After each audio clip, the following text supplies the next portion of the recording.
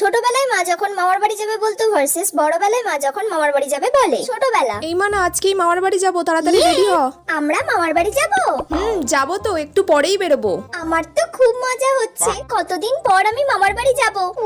কতদিন পড়াশোনা করতে হবে না, কতদিন স্কুলে যেতে হবে না, খুব মজা হচ্ছে। খালি ভাই বোনদের সাথে গিয়ে খেলা করব। হ্যাঁ মা, তাড়াতাড়ি ব্যাগটা গুছিয়ে নাও।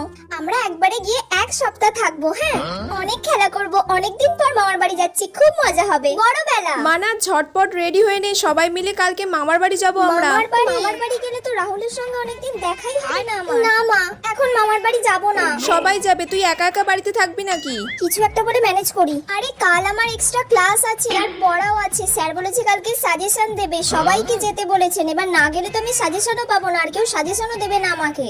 তখন আমি কোথা থেকে সাজেশনটা পাবো? আর পরীক্ষাও সামনে চলে এসেছে। ঠিক আছে, তাহলে তুই থাক, আমরা যাচ্ছি। তুমি যাও, ঘুরে এসো।